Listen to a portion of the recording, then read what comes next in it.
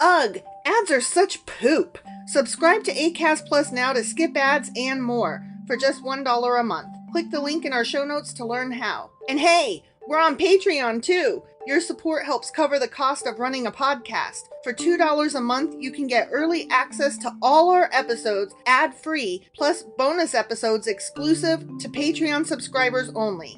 Visit patreon.com/sacrilegious discourse to sign up now.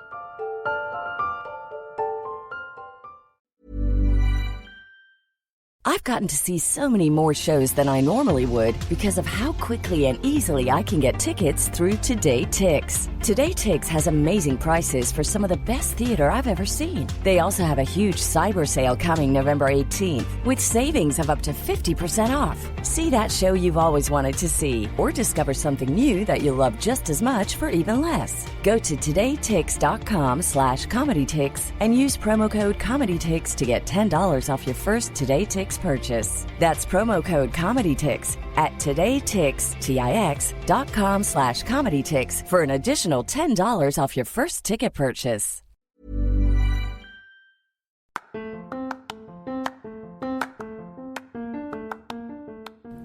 Welcome to Sacrilegious Discourse. I'm husband. And I'm wife. Together, we're reading the Bible for the very first time. We grew up without religion and wanted to know what all the fuss was about. Well, what have we learned so far? That God is a dick, and apparently some people believe in talking donkeys? We're not trying to pass ourselves off as experts. Nope, we're just reading the Bible for the first time and giving our first take reaction. If you'd like to join us in this venture, you might consider starting at episode 1. Otherwise, jump in wherever you like. All right, let's go read the Bible. Yeah, let's get to it. Husband! Wife! Do you remember what happened yesterday? I feel like it was just a bunch of fucking names again. It was. And we were listing off all the employees that worked at such and such places and so places. And but they only work 1 month out of the year. Oh, that's right. It was the guard, like National Guard the or whatever. Guys or some shit they, like that. They weren't the gatekeepers. No, that was the day before. You're right. Yeah, you're right. These were like the army that... I don't know. There's 24,000 of them. And somebody, whatever. Who fucking cares? Yeah, who fucking cares? They didn't work much. They worked a month out of the year. The end. Okay, so that was First Chronicles chapter 27. Sure as fuck was. And today we're going to be reading First Chronicles chapter 28. Let's go do this. Okie dokie.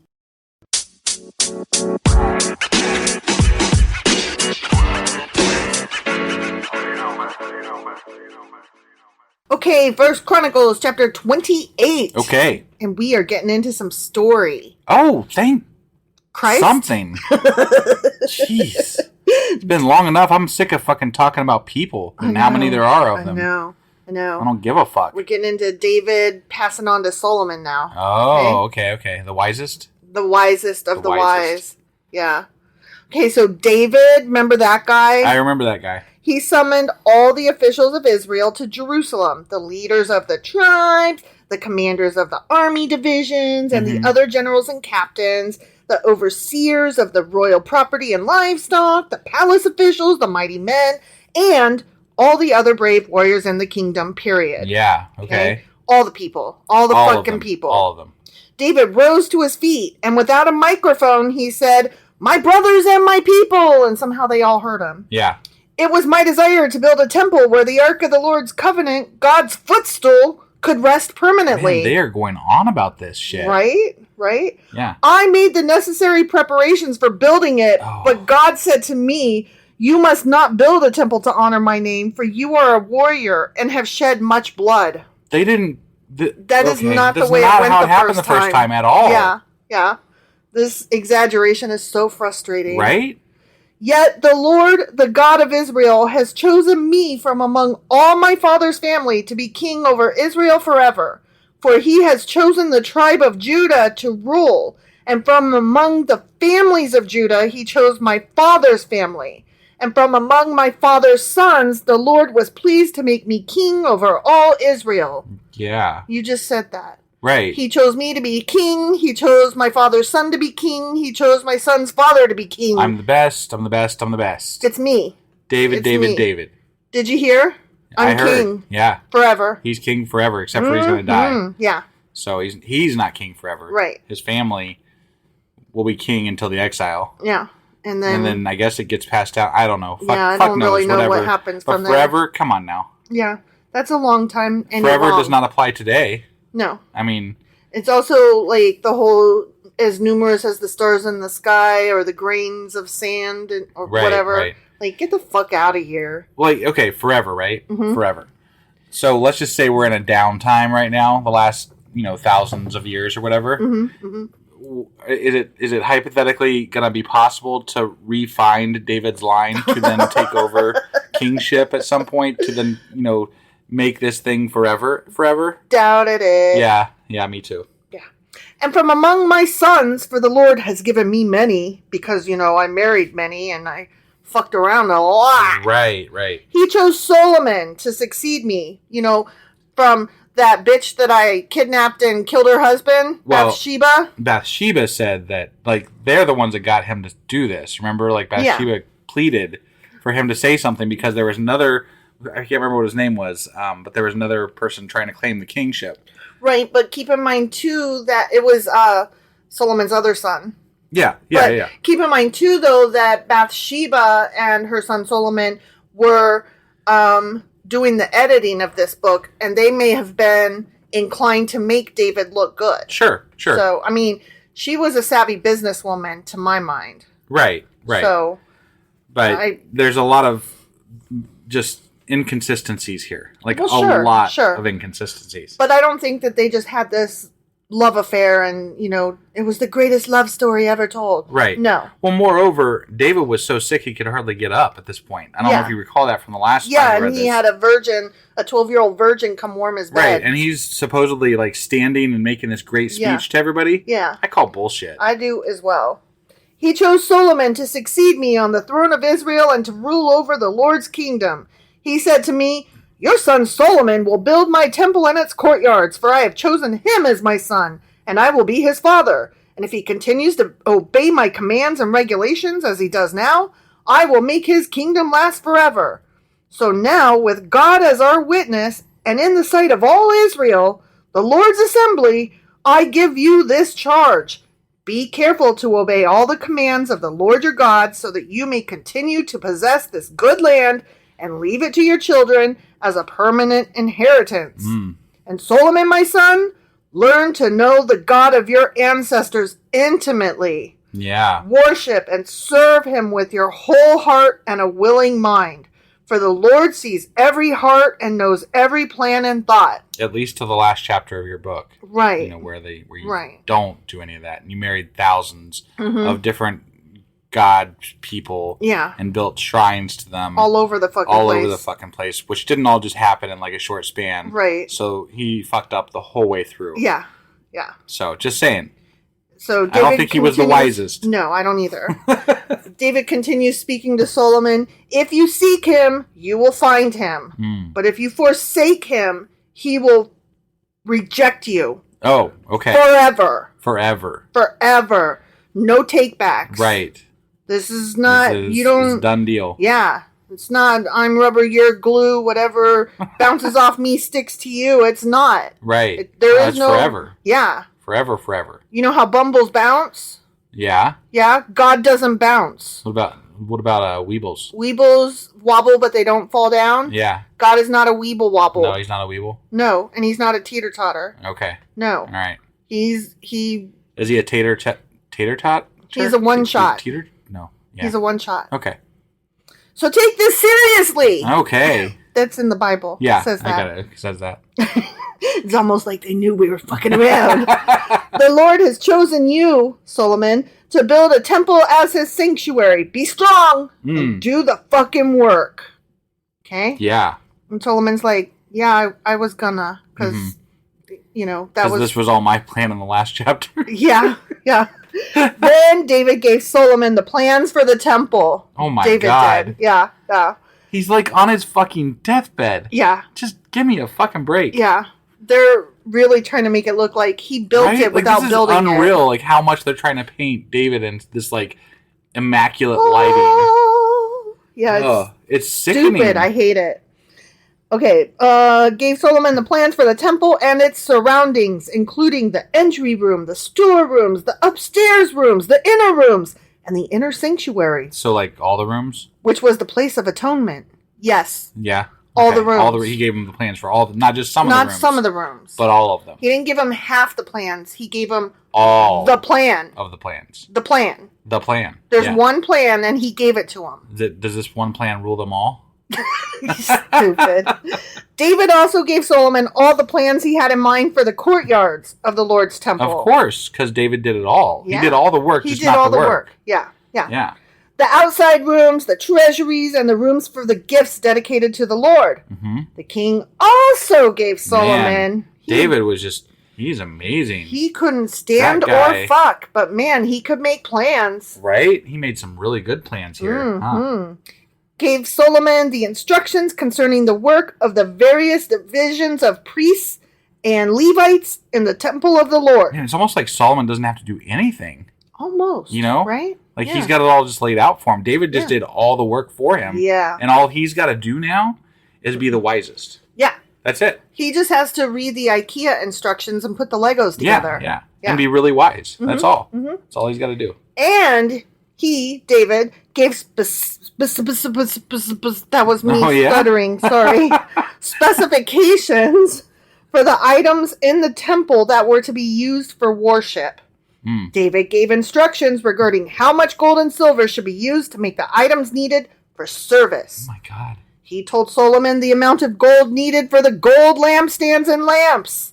Wow. And the amount of silver for the silver lampstands and lamps. Don't you think this would be better left to the people that build those things? Like, they would know that more than... Like, why would David know all of the little details on how to do this? He wouldn't. Okay. Depending on how much each would be used.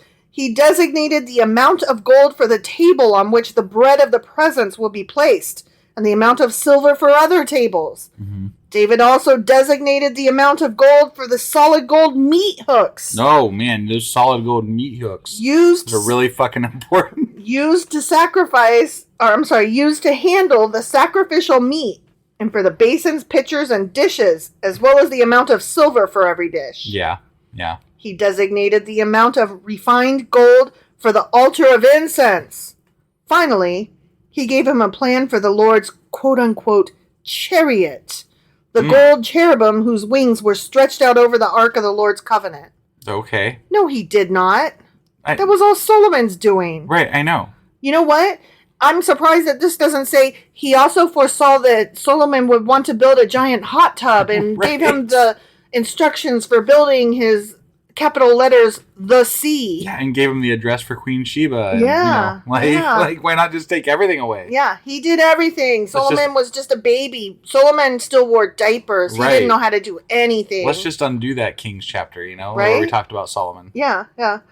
Every part of this plan, David told Solomon, was given to me in writing from the hand of the Lord. Was it given to David? It was given to David. It was given to David. Okay, not Solomon. Not Solomon. Solomon had nothing to do with this. None. Not at all. None. Don't read that chapter, that book. Because in Solomon Kings. is basically just garbage. I believe it was 2 Kings, right? I think so. We should just remove that from the Bible because it's apparently all false. Apparently all wrong. Yeah, it's false.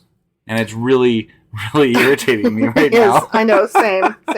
Like, it's annoying because it's like, then why do we have to read it if you're just going to rewrite it? No, this is like a complete contradiction. Yeah. Like an entire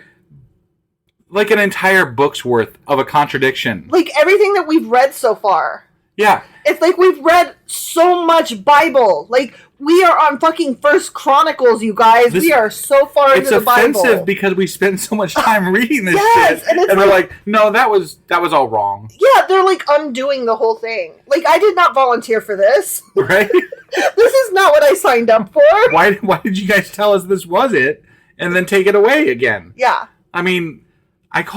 this is just crap. I gotta tell you, if I was ever gonna tell somebody what chapters to read, I would tell them skip every chronicle ever. I hate the chronicler. I hate the fucking chronicler. Awful. Yeah. He's worse than Leviticus, and he's worse than Numbers, and he's worse than whatever that other fucking one was where they named off all the names and names forever. He's got the boy band poster of fucking King David above his bed. He does! You know? He masturbates to him at night.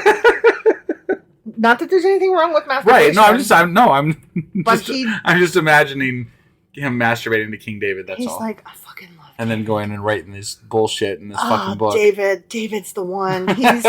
He's everything. Yeah. Then David continued, be strong and courageous and do the fucking work. Yeah. Don't be afraid or discouraged, for the Lord God, my God, is with you. Not other people's God. My God is with you.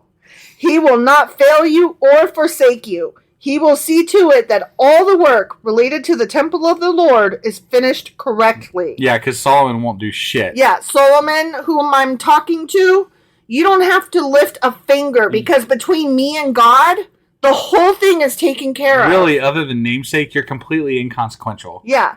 I don't even know why you're here. I don't know why we called you wise, because you didn't have anything to do. We took care of everything for you. Maybe he was wise because he didn't have to do anything.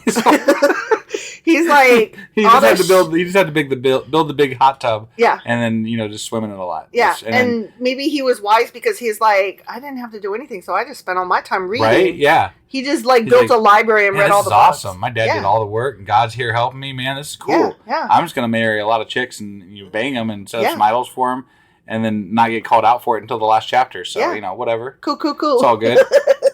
The various divisions of priests and Levites will serve in the temple of God. Others with skills of every kind will volunteer, and the officials and the entire nation are at your command. The end. Okay.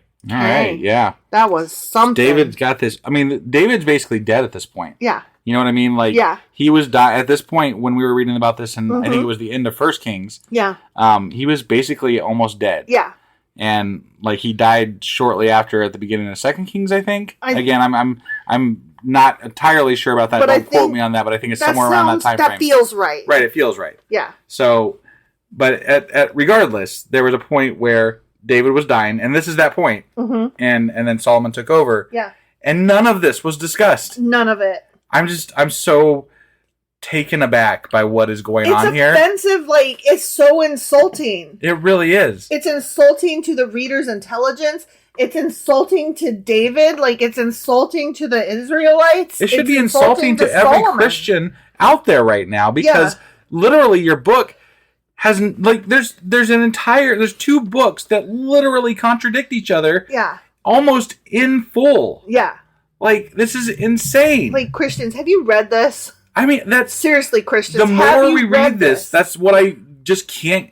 I can't not ask that of people now. Have you actually read this book? Not had bits and pieces pulled out in your daily devotional and whatever the pastor read, and you probably paged through it at different points, and maybe you read the whole thing, but just by sheer piece by piece mixed up. Yeah, you might have over time heard the whole thing or something. Maybe. Right. Maybe. But have you ever sat down and fucking read it in order? Because it's bullshit. Right.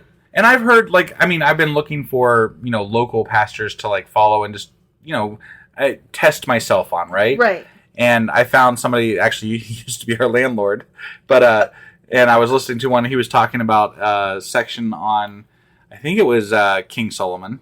But anyway, I remembered the section, and I'm like, yeah, he's taking, and all I could think of the whole time was, he's taking, a few sentences here and there, and then just making it sound like this all means something else. Mm-hmm. And not taking, it's all out of context. Yeah. Completely. Yeah. And I'm just, now that we're actually reading the books, and it's this is so fucked up. Are you willfully doing this, or are we actually smarter than you? Pastor guy. Right. No, I think that's the only question there is. Are they willfully taking this out of context, or are they just not actually reading the Bible? Right. There's got to be 2 types of pastors out there. Mm-hmm. The ones that haven't actually read the Bible and have these lesson plans they create over certain portions of the Bible. Right. And then there's the ones that have read the Bible and they're on purpose going, you know what? Whatever, I'm making some easy money here. Nobody else ain't ever reading it, so they're fleecing people. Just like we always said with what's going on in here. They're fucking grifters. Yeah. Anyway, I'm going off on a rant here. It's rightfully so. I'm sorry, but the chronicler can eat my whole entire ass. He just can. Not a portion, the whole entire thing. The whole entire thing. And it ain't small, guys. I'm just saying. All right. And on that note, do we have anything else to say today? Or is that no, it? That was it. All right. That was 1 Chronicles chapter 28. Sure as fuck was. And tomorrow we'll be back with First Chronicles chapter 29. And you guys, that will finish off First Chronicles. Shit. So the next day, we're going to do things a little bit out of order. We're going to move our book club from Sunday to Friday. Yeah. And that way we can still do our Q&A Saturday and our wrap-up of First Chronicles. Right. And that'll all fall on Saturday and Sunday. It makes things work correctly. Yeah. And we like things when they work correctly. Yeah. Unlike the Bible. I just wanted to give you a heads up that, yes, we will be doing things out of order because tomorrow we finish First Chronicles, and that's another book done. Damn. That's awesome. Mm-hmm. All right. We'll see you guys tomorrow for the last chapter of First Chronicles. Yeah. Bye.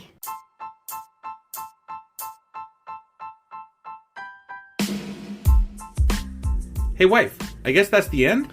But husband, that's just sad. It doesn't have to be. We are on lots of social media platforms like Twitter. Our handle there is sacrilegious_D. For D's nuts. Oh my God.